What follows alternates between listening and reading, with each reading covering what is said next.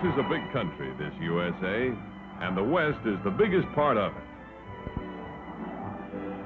My destination is a corner of it, the 45,000 square miles of territory served by the Southwestern Public Service Company. Friendly greetings at the airport, including, of all things, rolling out a red carpet. I'm a security analyst from the East.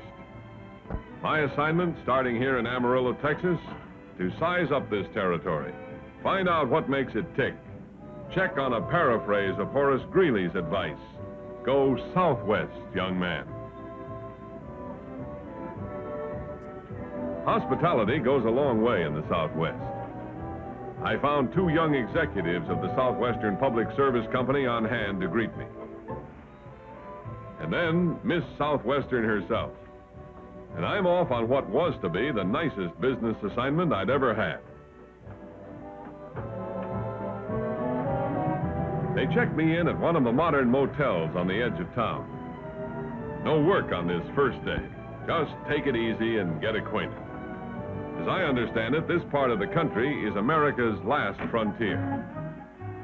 Well, true, I didn't exactly expect gunslingers and Apache Indians, but I hardly figured this sort of thing either as typical frontier life in the Southwest today. There may be more to the old adage, go southwest, young man, than meets the eye. And then the next morning, off for a rather intensive exploration of other aspects of life and work in this area. The cities of the Southwest are in the mainstream of progressive living, as up-to-date and bustling as you'll find anywhere in the country. The wagon trail is gone forever. This is what has replaced it here in the Southwest. A network of high-speed expressways for the steady stream of traffic which flows hundreds of miles throughout this territory. A little one-room, one-teacher schoolhouse is today a figment of a dim memory. In its place are hundreds of school buildings for the small fry and teenagers, from kindergarten through college.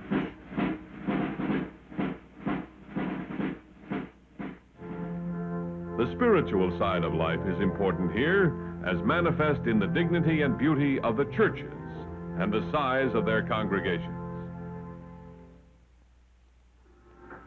The rural territory of the Southwest is still very much a part of the great open spaces, with the raising and trading of cattle big business. Here's where you still see the cowboy at work, rounding up beef on the hoof for the markets of the nation. And here's an interesting statistic. There are more cattle sold at auction in Southwestern's territory than any place else in the world.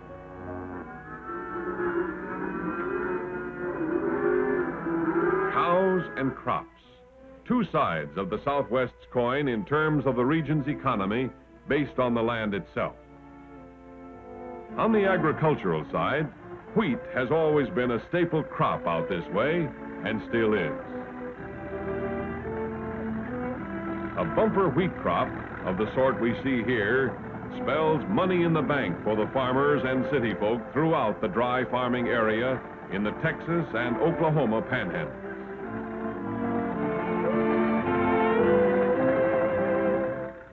Now, let's substitute cotton for wheat on the South Plains and the Pecos Valley of New Mexico, and the story is pretty much the same.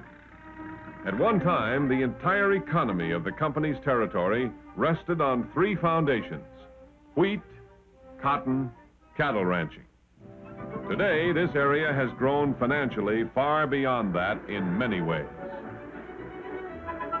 A little more than 30 years ago, this North Plains area was all rangeland, strictly cattle country. Today, it's an industrial empire with mills, factories, and plants producing widely diversified products.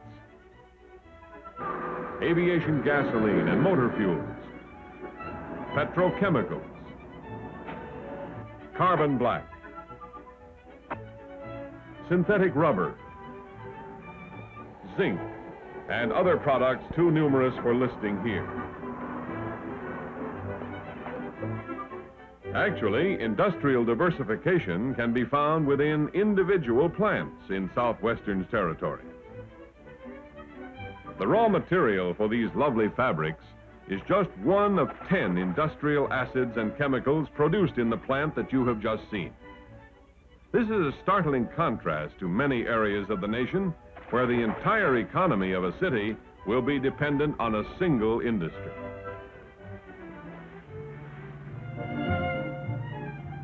As our tour continues, we stop for a look at industrial plants of all kinds, manufacturing an almost bewildering variety of products.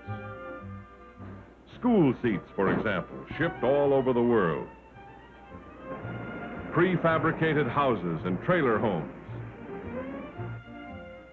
Sheets and pillowcases made in one town, and heavy road machinery made in another city nearby, for both domestic and foreign trade. Here's an observation I found interesting and provocative. Many industries are related to the economy of the region in which they are situated, like this irrigation pipe factory, with its product moving directly to local farms and ranches. The story is the same at the plant producing irrigation pumps, many of which are installed in nearby fields. Think of Texas and you think of oil, including Southwestern's territory, where some 16,000 oil wells are in production, with more than 14,000 of them pumped electrically. This area is the potash center of the world. More than 2.25 million tons are produced here annually, which represents more than 95% of the nation's supply of this vital soil food in the form of essential fertilizers. Twice blessed in its underground wealth and its fertile surface soil, the Southwest is thrice blessed with its all-year climate. This has brought to the area 4 permanent Air Force bases, each one of them a jet training center. For flying, outdoor drill, and on-the-line instructions, no other region in the country offers more clear, clean days. But in certain circumstances, Mother Nature needs a little man-made help before she'll hand out her generous bounty. Irrigation has changed the face of agriculture in this corner of the West. Once a basic wheat-cotton economy, it has added tremendous plus elements in non-surplus crops, a new and profitable development for the farmers and ranchers of the area. Within this 45,000 square miles of Southwestern territory is contained 1/6 of the irrigated farmland of the United States. As in industry, the keynote in agriculture today is diversification. The territory contains the top agricultural revenue county of both Texas and New Mexico, and it takes in 11 out of the top 16 farm income-producing counties of both states. A complete full-course dinner can be served right off the farms and ranches of Southwestern's area. Everything from your thick, juicy steak to the side dishes like baked potato, vegetables, and salad. Today, vegetable production out this way, like agriculture and industry, is nationwide business. America's largest food retailers now maintain packing and shipping sheds in this newest of America's salad bowls. Today's newest contribution to the overall diversification pattern of agriculture in Southwestern's territory is the production of graded eggs. Until recently, 9 out of 10 graded eggs used in this area were imported from other egg-producing regions. Today, the situation is reversed, with locally produced eggs locally consumed and a fair margin shipped to other markets.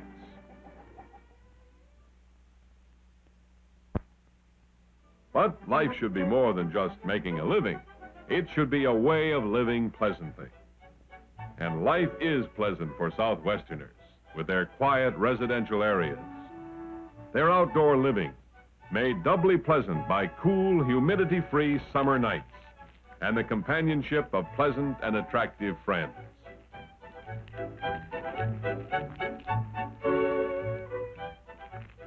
A A few generations back, wild horses roaming the unfenced range. Today, a big show in the rodeo arena and the Southwest's own native sport.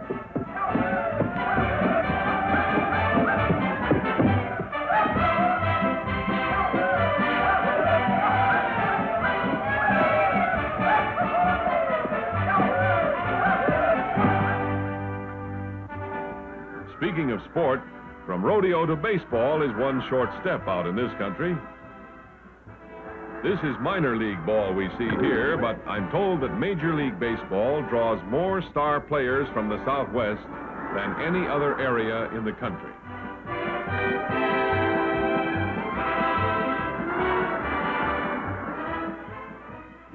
Yes, Southwesterners live a full life, a happy life. And every day there are more and more Southwesterners. The 16 principal cities served by Southwestern Public Service have reported a 63% increase in population since the 1950 census. These are the very same cities that increased their population by 76% between 1940 and 1950. And Southwestern life in the next decade will be even more pleasant and enjoyable. Southwestern Public Service Company has joined with the electric industry across the nation in the Live Better Electrically Medallion Home program. Homes bearing this medallion are as modern as the day after tomorrow. I don't suppose there's a better place in the entire nation to test out the popularity of electric living than in Southwestern's service area. Here in the very heart of the nation's natural gas supply, where gas rates are the lowest, the increase in residential use of electric service is some 60% greater than the national rate of growth. Speaking of growth, we've talked up to now only about the growth of Southwestern service area and said nothing at all about the growth of its electric servant, Southwestern Public Service Company.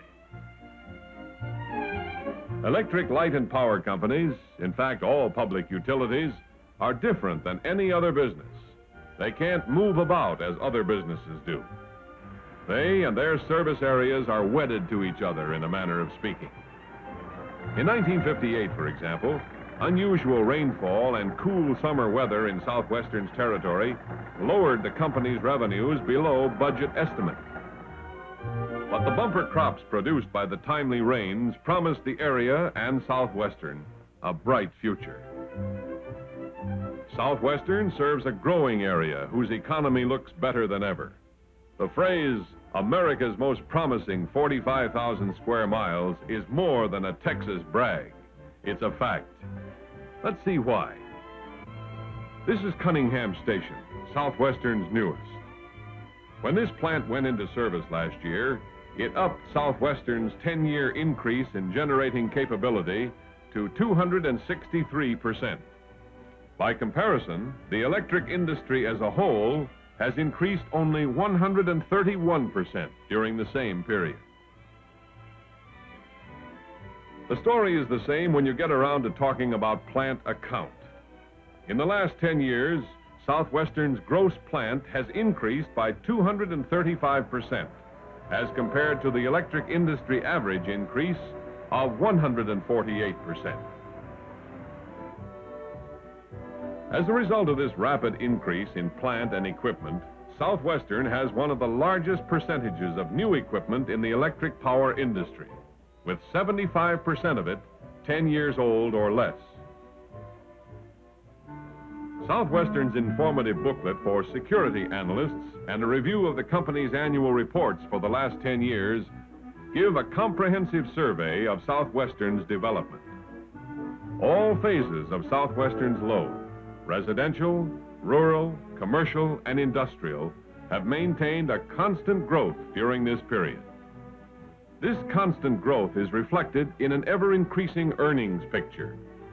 Southwestern's earnings applicable to common stock have increased 136% between 1948 and 1958. Some 22,000 stockholders of Southwestern enjoy a liberal dividend payout policy which has brought them 13 dividend increases in 16 years. Another interesting and provocative fact about this relatively small electric light and power company is the size of the foreign holdings in its securities. Overseas investment trusts, as personal visits by company officers have demonstrated, hold the securities in high regard. But there's no resting on the past at Southwestern. And even now, with 10 other Texas tax-paying electric light and power companies, the company is participating in atomic research, fusion research, which, if successful, could bring real economy to nuclear energy. Here, then, is the economy of Southwestern's service area today. America's most promising 45,000 square miles, they call it. And well they might. The man who started it all, the cattle grower, is still making a big contribution. So is the wheat farmer who followed the cattleman on the North Plains. And the cotton farmer who moved on to the South Plains and into eastern New Mexico. Irrigation broadened the agriculture base, and many more crops brought better farming and profitable yields. About the same time, industry, great industries like oil and gas, potash, petrochemicals and machinery, and smaller industries, candy factories, wood fabricating plants, and many others, complete an economic circle that has made this area, as well as the electric company serving it, one of our nation's outstanding growth situations. Tomorrow will be even better, bigger, more prosperous as growth goes on. Larger defense installations, greater expansion of Texas Tech, already the state's second largest university, more medallion homes, more schools, more people living better electrically, more expressways, more industries with greater employment. This is the rounded picture of Southwestern's territory as I saw and analyzed it. From a business viewpoint, it's a remarkably active growth situation. From a strictly personal and private viewpoint, it also turned out to be a growth situation for me. I won't need to be advised, go southwest, young man. I've been there, and I'll return. For to me, it is truly America's most promising 45,000 square miles.